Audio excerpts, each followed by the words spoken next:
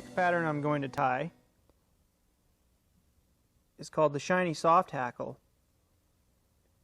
And soft hackle flies are very popular trout patterns. They are impressionistic to different types of insects and insect life stages. They can imitate an emerger, they can imitate a drowning insect. The body is floss. In this case, it's like a burnt orange floss.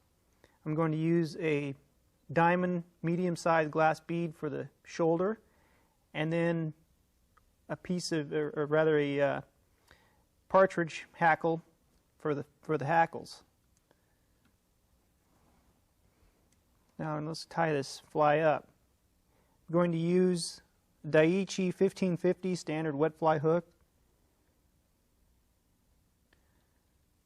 Dab on my bead there and slip the hook through the bead.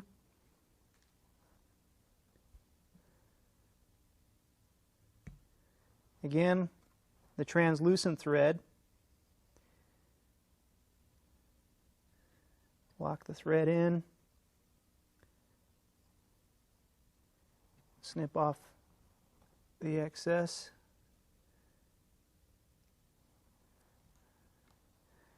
Okay, the floss is your basic 4-stranded floss. About 3 or 4 inches is all you need. Now I'm going to lick my fingers and draw the floss fibers together so they kind of lock into place. And get them nice and wet.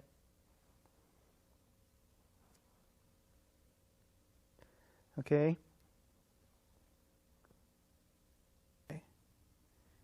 Lock that in.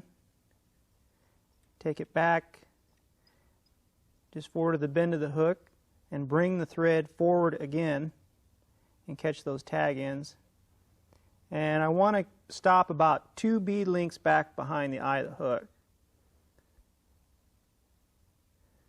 I'm going to wrap the floss forward, overwrapping itself slightly and gradually increasing the overwraps to give the body a tapered effect so that it's actually a thicker diameter towards the front. Bring the tag end of the floss forward and come around and lock it in with the translucent thread. Several wraps, secure it. Trim off the excess. Now notice that I'm pushing the bobbin away from me with my hand so that I don't cut it off with the scissors as I go in to trim off the excess floss. Okay, now with my finger I'm pushing the bead back up against the body and bringing the thread underneath and ahead of the bead to make several wraps. I got a little bit of a tuft behind the bead, but that will just add to the bugginess of the fly. Okay. Next, select the partridge hackle. I like to use a little the darker feathers that are more of a brown shade.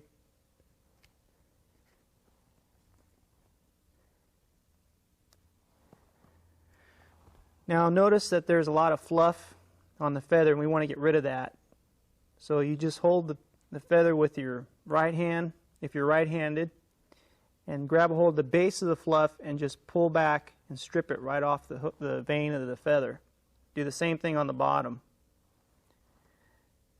Okay, a little more off of there.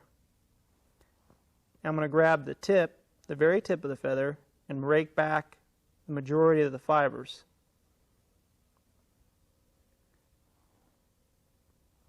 I'm going to insert the tip underneath the thread there and lock that in. A couple wraps. Again, trimming off the excess of the tip of the feather.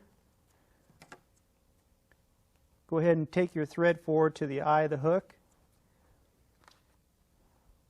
With hackle pliers, I use easy hackle pliers. Grab the stem and go ahead and start wrapping the feather around the shank. And when you have fibers that go forward, just pull them back with your fingers. 2, about 3 wraps.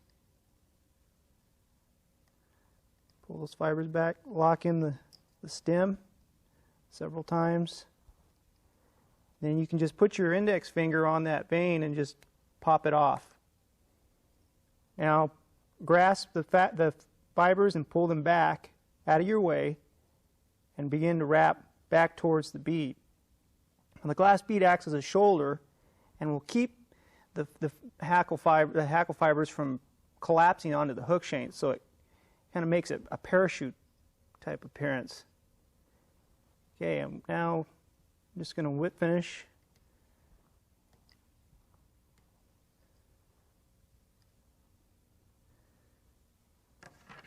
Trim off the thread. And that completes the fly. It's a very quick and easy pattern. And I also recommend yellow floss, olive floss, and you can vary the color of the bead and the size of the bead as well. You can downsize to the smaller size bead on the smaller hooks. You can also use grouse as another type of feather instead of partridge. It's a very simple pattern and fishes very well.